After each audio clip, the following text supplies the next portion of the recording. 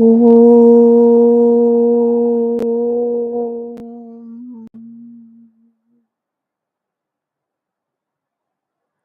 समस्त जन कल्याणे निरतं करुणामयं नमामि चिन्मयं देवं सद्गुरुं ब्रह्मविद्वरम् वसुदेवसुतं देवं कंसचाणूरमर्दनं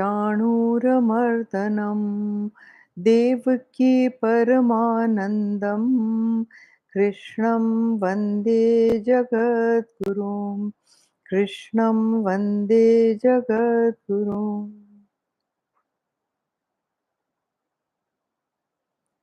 Okay, now today we take verse 6, and see, this verse 6 is a very famous verse, this one also, and the very, very unique and subtle subject matter of this verse requires a teacher. If you just read it like that, anybody who reads it, just reads it and tries to understand it by its translation, will never get it, I can assure you. So then, it why it is so is because, see, what he's trying to convey is not an objective science. It is not like physics or chemistry or biology or something which, even if you read, maybe you cannot understand without a teacher, even that. But some people are intelligent enough to read and understand. Whereas this is a subjective science. So it is not a tangible matter that generally the test applied in science is taste it, see it, smell it, hear it, and all that, and then you come to conclusions from your mind and intellect. Whereas over here, it is nothing objective, it is a subjective science, and it is about the great truth of this universe. So it requires a teacher. When you are searching, you are looking outside. When you, because all our senses are turned outside, and our only means of searching is the senses. So you looking outside all the time. Now see here, what it says is, I'll read the verse. न तद्भासयते सूर्यः न शशाङ्को न पावकः यद्गत्वा न निवर्तन्ते तद्धाम परमं मम. It says, nor does the sun shine there, nor the moon, nor fire, to which, having gone, they return not. That is my supreme abode. Now, see, Krishna is giving his Param Dham address. Okay. Now, does anybody want to go to such a place? Any common person will say that something where there is no light, no sun, because these are the things that ये जो चार है ना, ये चार are the natural sources of light that you and I know. All the other sources of light are derivatives of just this.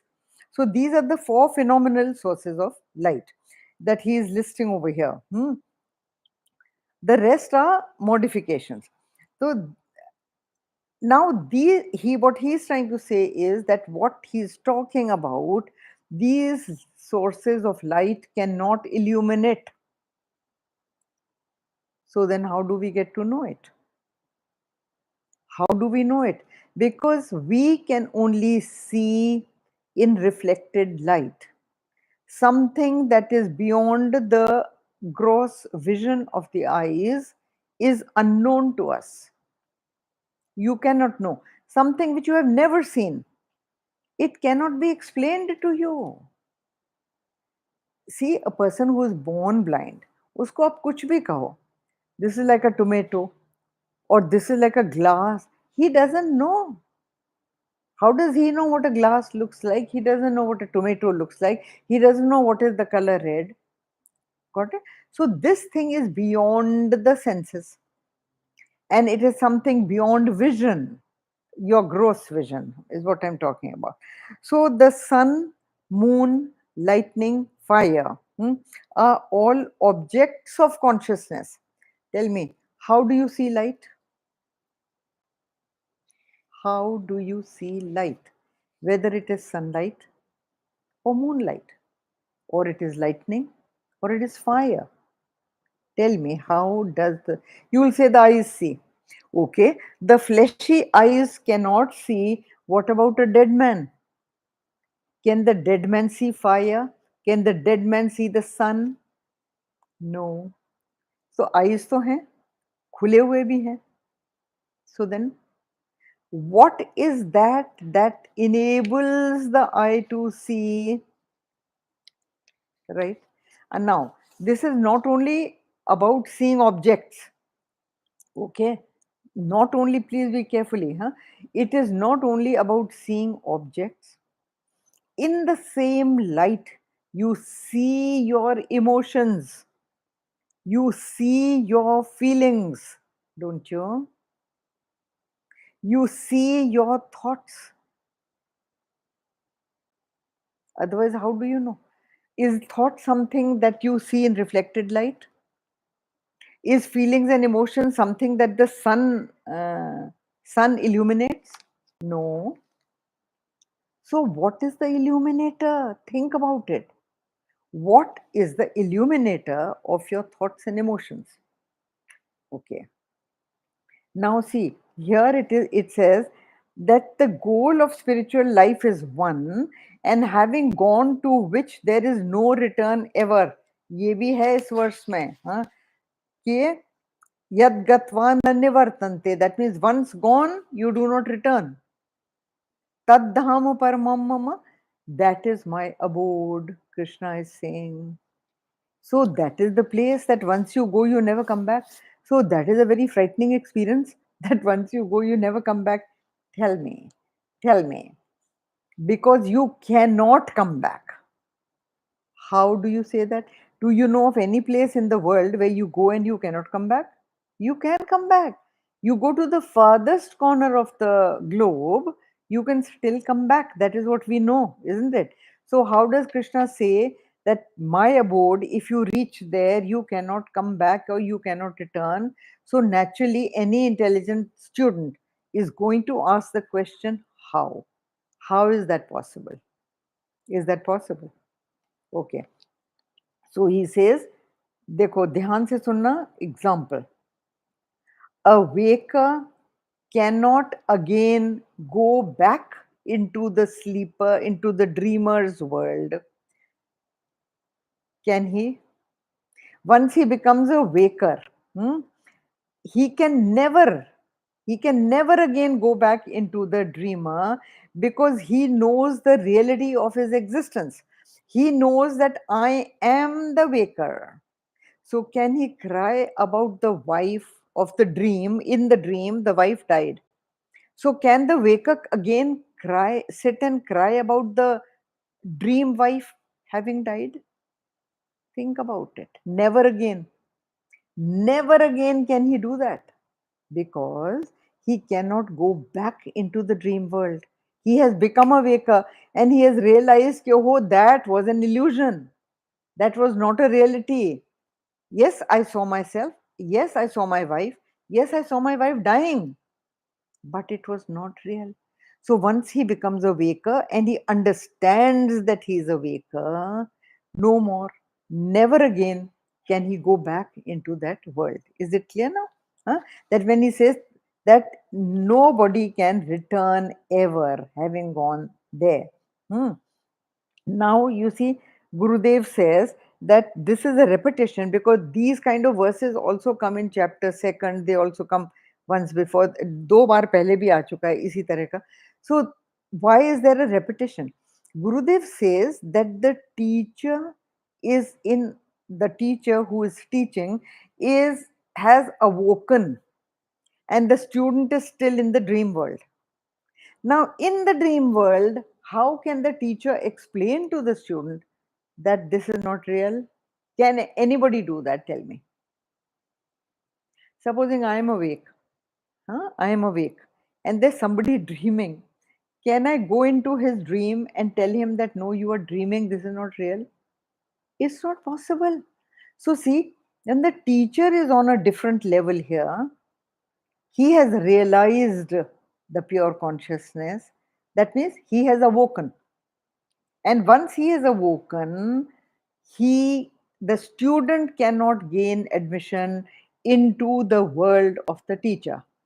And therefore, the teacher has to repeatedly assert, the teacher has to repeatedly again and again say the same thing, so that the student believes it only because of the teacher is saying it.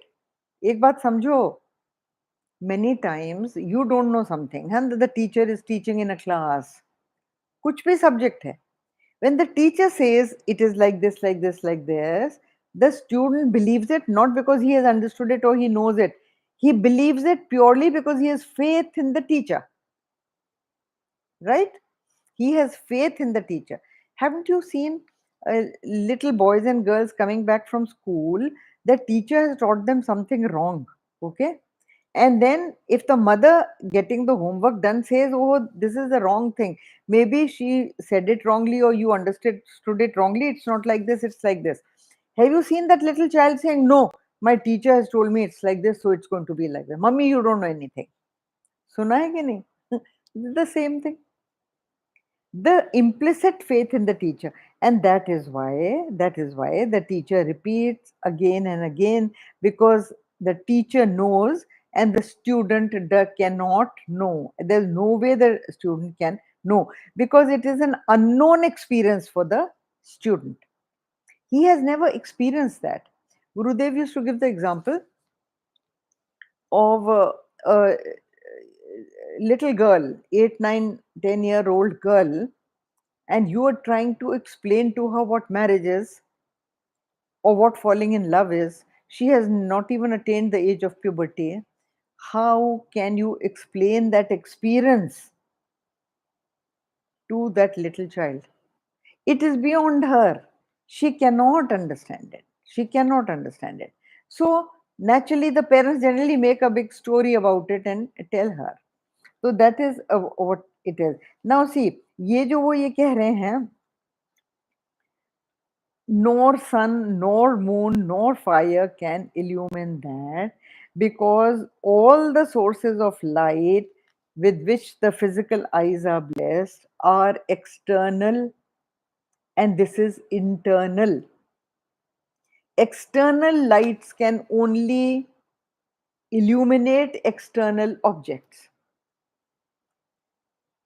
Lightning, sun, moon, fire. All these can only brighten for you, illuminate for your eyes outside objects. No sun can illumine your thoughts. No moon can illumine your emotions, but you know them. So, what is it? Tell me, what is it that is making you see your emotions? What is it that is making you see your thoughts, your feelings? There must be something. So, that light is called the light of lights, the light that is illumining every experience for you. So, uh, to see a thing is to know a thing.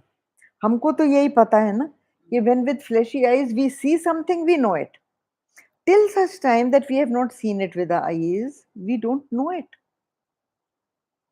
How do we know our ideas?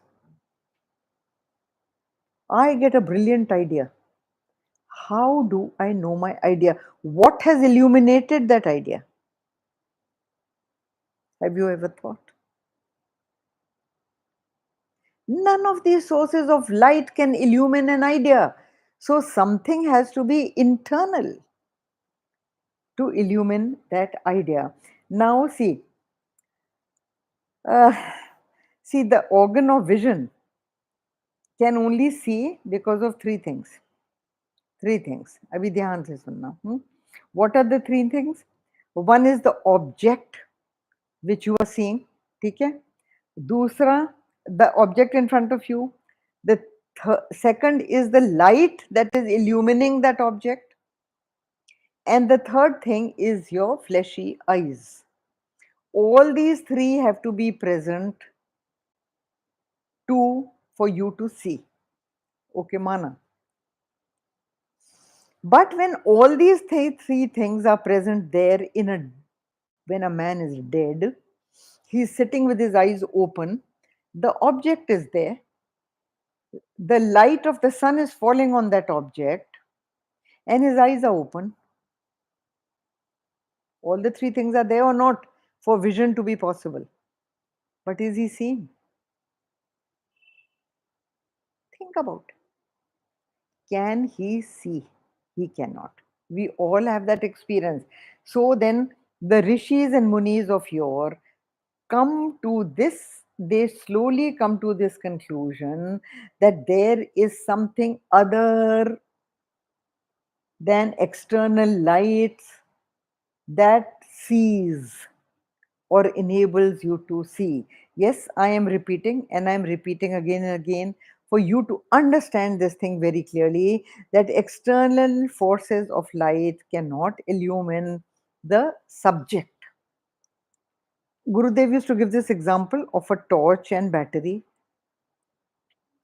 The battery in the torch is illumining the object outside, causing the light. Okay? But if you turn the battery towards yourself, can it illumine you? No. Even the battery, you take the battery outside and throw it towards the torch. Torch jal jati hai kya? No, it doesn't. So the mere presence of the battery inside the torch, in touch with the torch, the mere presence of the battery inside the torch makes the torch light up.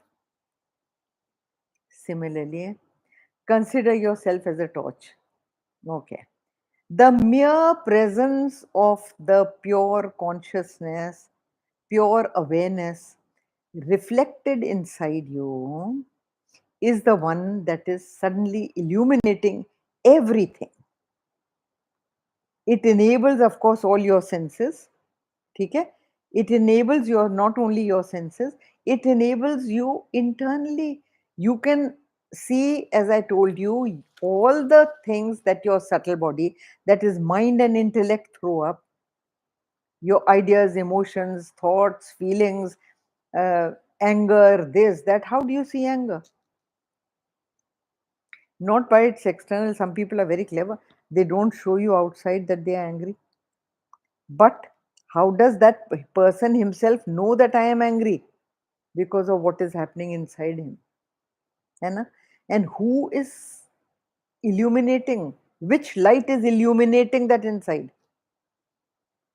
Think about it. Okay.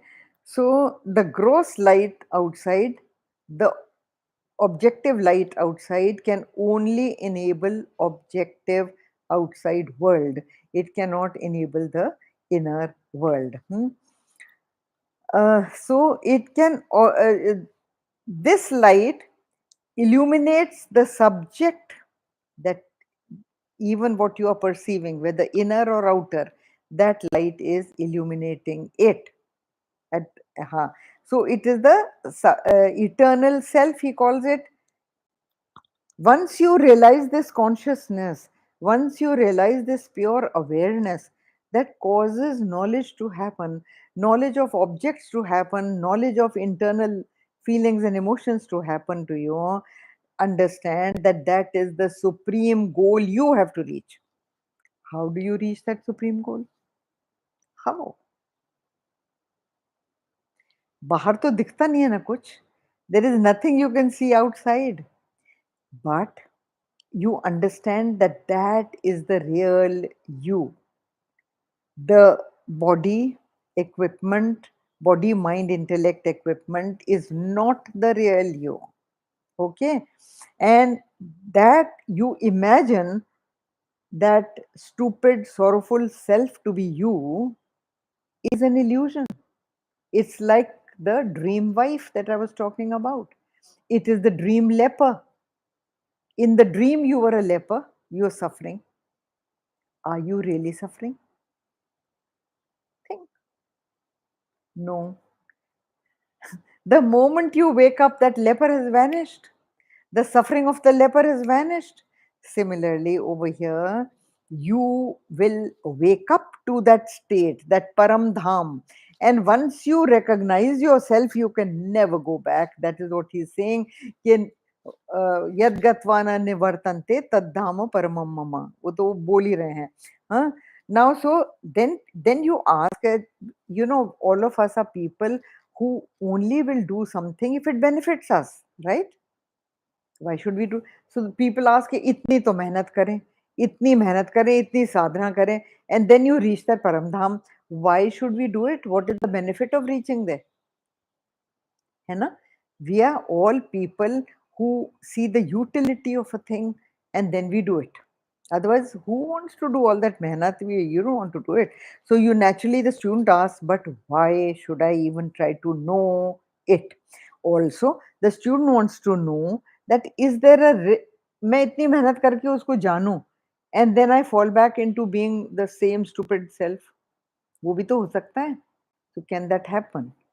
So very categorically, the teacher over here, which is Krishna, Krishna, the teacher, is again and again saying, and he's assuring you, for the third time in the Gita, he assures you that there is no return.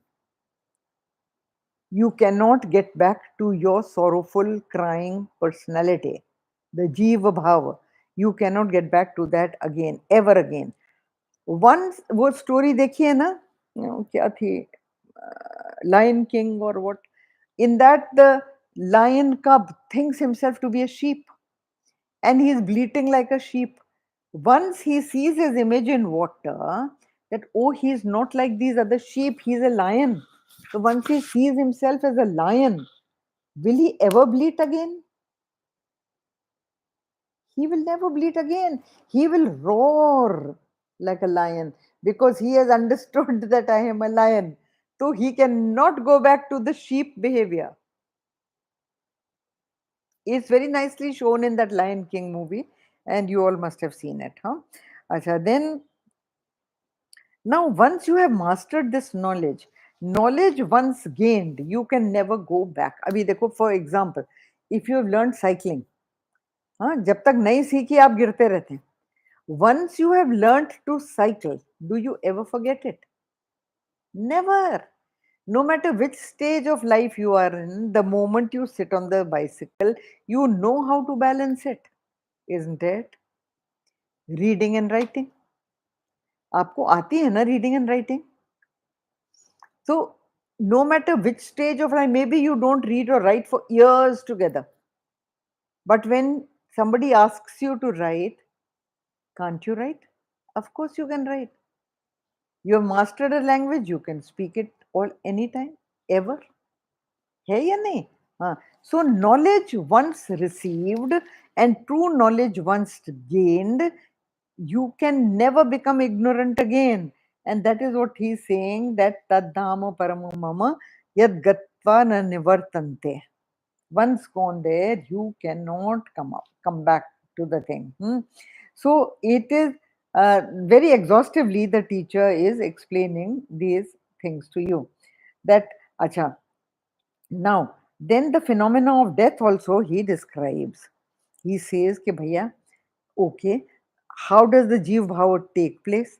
And how does, that will be in the next verse, that how come that a matter, gross matter, like your body, mind and intellect is gross matter. How come that it suddenly, the subtle body, the gross body starts thinking itself to be alive? It has no power of its own. It has no legs to stand on. It can never say, I am alive, till there is life pumped into that fleshy organ. It is a nothing else but flesh, bones, and filth. We all know it, isn't it? Skin, flesh, bones, filth, huh? Dirty matter, blood, muscles, flesh, all kind of horrible things inside your body. That is what the body is. हमको सबको पता है. How come it is talking so intelligently? How come it is looking so beautiful? How come that it smiles and laughs and has ideas, has skills? How? Gurudev used to say, place a packet of flesh, all the things that the body is constituted of, uska ek packet bana ke yahan rakh do. Then see how intelligently it talks. No, never can it. So there is this great grand phenomena. This is this great grand power, that dynamism that is inside you, that energizes you to do things so intelligently. And every death is nothing else but a continuation of life, where this pure awareness drops this BMI and takes on a new BMI. And when it takes on a new BMI, it is just a new equipment. It's just a new equipment taken by it, so that you may, Gurudev used to say, so that you may continue doing your foolishness. It enables you to continue to do your foolishness. So that is what it is. Now, see, the thing is that every time you take a new body, you want new pastures, new fields of experience, and that is why you go into new environments, and into the you are born from the body of a new mother and father, in a different family, in a different everything. हाँ, देखो Gurudevi example देते थे of nursery class children. He used to say that the first time that a child goes to a nursery class, so the child is crying and bawling, and the teacher slowly gives the child a very interesting toy. The child starts playing with that toy, and the teacher slowly tells the mother to move away, to go home. The mother goes away or goes and sits in another room. पहला दिन है बच्चे का. Okay. So the child starts playing with the new toy. Okay. Now, once the school is over, the teacher collects the toys from all the children and puts them in a box. So one child starts crying when the toy is taken away. है ना? The child starts crying because that was his field of experience. It's being taken away from him. वो रोता है. उसको देख के in sympathy, so many other children start crying because that child is crying, so let us also cry. So they also cry. Anyway, the teacher takes all those toys, puts them in a box. वो बच्चे रोते रोते घर जाते हैं. Next day, when the same children come, the teacher again distributes the toys, but a different toy comes to a different child, and the child plays with that toy, and again the teacher, when takes away the toy, the child again cries. In 2 3 days, all children understand that there is nothing to cry about. Every day the toy is taken, and when we come back, we get a new toy. So the children are, then nobody cries. When the toy is taken away, similarly, your body, mind, and intellect is the toy the jiva is playing with. It is entertaining itself with the toy. So once that toy is taken away by the Lord, have that understanding that you are going to get a new toy to play with, and a new classroom to go to, a new teacher to meet. That is what happens, and that is seeking fresh fields, new pastures of experience. Okay, now come to the next verse. We do the next verse. This is now these verses 7, 8, and 9 are only data trying to tell you the process of birth and how it takes place. ममैवांशो जीवलोके जीवभूतः सनातनः मनःषष्ठानीन्द्रियाणि प्रकृतिस्थानि कर्षति. See, this word karshati is the word which is, karshati means attracts, from the same word Krishna. Krish means that which pulls you towards itself. Prakarshanand. Prakarshanand means somebody who is very attractive and who pulls you towards to himself. That is the name of the Lord. हाँ, don't mistake it कि वो किसी स्वामी जी का नाम है. But the thing is that it is not about his body. Prakarsh Anand. That means Anand in that attraction, which is the ultimate attraction or attractive power, which pulls everything. यहाँ पे क्या pull करता है वो power? देखो. ममे वांशो जीवलोके जीवभूत sanatana. It says an eternal portion of myself having become a living soul in the world of life and abiding in Prakriti draws to itself the five senses, the mind as the sixth. यहाँ पे है ना मन षष्ठानींद्रियानि. The sixth is the mind. Five इंद्रियास, पंच इंद्रियां हैं और एक मन है, तो दोनों मिला के क्या हुए? Six. Shashthi. So it is 5 plus 1 is equal to 6. That is the five sense organs, one mind. And these mind and indriyas draw to themselves those skills, those fields of experience, those activities that you will be indulging in the new life. Dekho, I really remember from this, there was a reel on Discovery Channel that I saw. It was a eye-opening reel. You know, late into the night I kept watching it because it showed how right from the seed in the father, even before that, how two people are physically and mentally attracted to each other. What are the things that make two people attract towards each other? You don't get attracted to everybody and anybody. So how come those two only are attracted to each other? What is at work that makes them come together? You know, it is a huge plan. It is a huge plan. So you know, this karma karan theory is not just like that. तो वो हर चीज का reason है. So why two people come together and they have children together? When they have children together, that Discovery Channel showed everything. You know, the sperm entering the ovum, and how the baby is formed, and how the baby rejects so many sperms and takes only one from there, and how it fertilizes, and what then from the DNA it also selects. So ये जो word है ना karshati, how does it draw qualities from the DNA?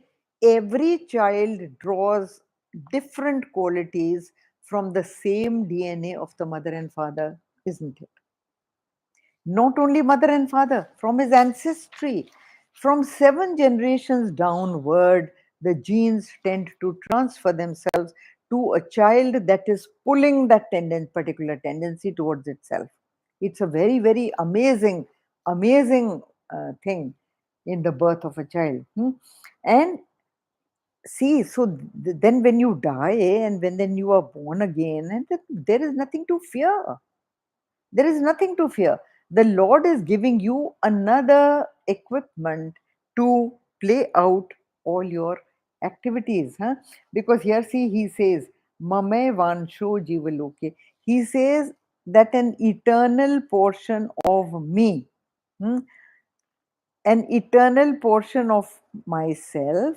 Myself means pure consciousness, not Krishna and his body. Please don't misunderstand it as Krishna and his body. When he says myself, he means the pure consciousness. So a little portion of that consciousness. So we say, aha, the student catches the teacher by the collar and says कि अभी तक तो आप ये कह रहे थे कि this is one whole and it cannot be divided and it is everywhere, it is all pervading, और ये और वो बोल रहे थे. Now you are saying a little portion. When you say a part of me is there, then that means it can be divided. Think about it. And the student is intelligent. He doesn't let the teacher get away with just any crap. So he says कि बताइए जी ये portion कैसे हुआ? Now just see. The portion comes in the form of the seed of the father and the ovum of the mother. Okay. Now, वो तो part हुए, but they are both fleshy parts. They are fleshy parts. तो ये जो eternal portion है ये कहाँ से आया, कैसे आया eternal portion? He says that, देखो, giving an example, I am giving an example of the sun and the rays of the sun. Are the rays of the sun a portion of the sun? No. You cannot separate the rays from the sun. Can you do that? You cannot separate the rays from the sun. So, if you can say that the wave is a part of the ocean, it is a part of the ocean with a different shape and a different name, but we all know that it is inseparable from the ocean. The wave is the ocean, isn't it? So, pure awareness may be a different name, it is all over the place, but जैसे I told you, see that जैसे कि moon की रोशनी है, the moon and the sorry, the moon and the moonbeams, the moonbeam illuminating the world. Excuse me.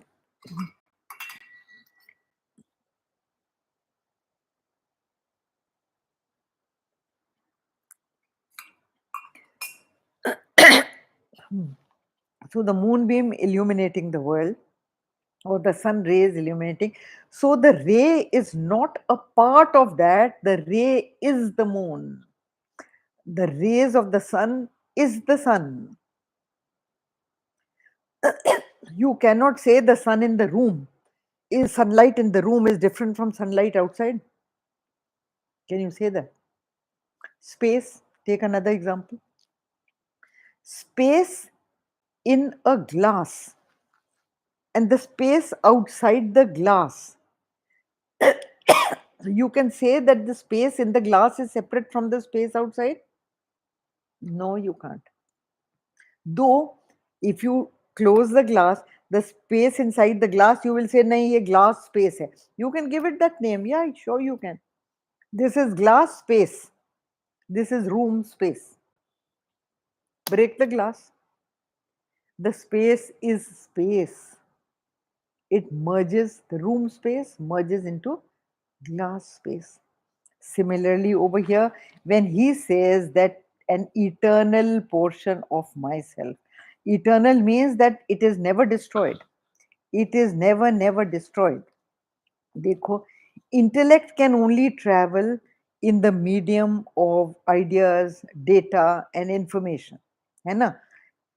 So the teacher is trying to give you data, is trying to give you this external he's supplying you this external data, he's supplying you this external information so that you understand, okay, how does this thing happen.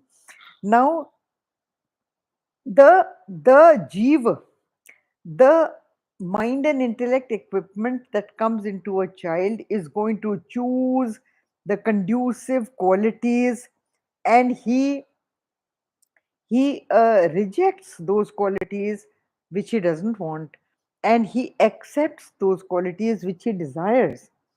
Carefully, huh? Through same parents, same sperm, same ova, but every child is different or not in your family. How has that happened? जब parents एक ही हैं, parents एक ही हैं, grandparents एक ही हैं, great great grandparents are the same. Tell me, how are the temperaments of the children different from each other? How are the likes and dislikes different? See, they have attracted those things which from their past life they want to relive. Think carefully. Think carefully. That is why the word karshati.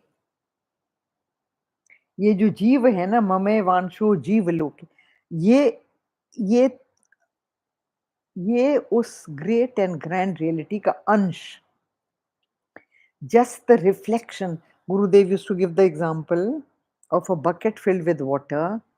the reflection or the rays of the sun are falling in the water, a little mild breeze will break up the reflection into hundreds of pieces. But has the sun broken? No, it's all pervasive. Sunlight is all pervasive. Only the reflection is broken. So when you empty the bottle, sorry, when you empty the bucket of water, where is the reflection gone? It neither came nor it has gone. ध्यान से. The reflection neither came nor has it gone. Neither was it living nor is it dead. The reflecting medium is finished. Similarly, when your body stops reflecting that ansh of the pure consciousness, when it is unable to reflect it, that is death. But the ansh neither came from somewhere nor went anywhere. So I don't know if I'm clear or not, but I'm giving you these different examples only to make you understand that nothing comes or goes. It is through that power that the Jivatma in the mother's womb attracts different kind of desires, qualities, skills, likes, dislikes in himself. That is why every child is different, and that forms the ego. वो अपना ego वो खुद बना, I am this, I am that, I am this, I am that, and every child has their own ego. And the miserable beginning of this great thing called I is this little thing. So now Gurudev used to say कि don't worry. This verse is only teaching you कि do not worry. Do not worry.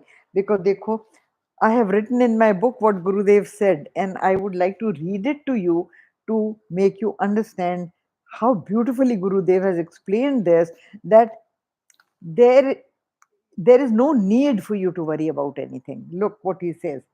In the womb, if he looked after you, in the womb, he looked after you, digested your food, assimilated your food for you in the womb, huh?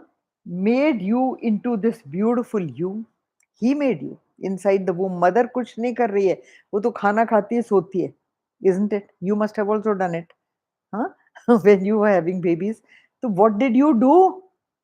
There is some other power that is creating that beautiful baby inside you. And will he not look after you now? Don't worry. He knows his job. Or you think that after birth it is your responsibility.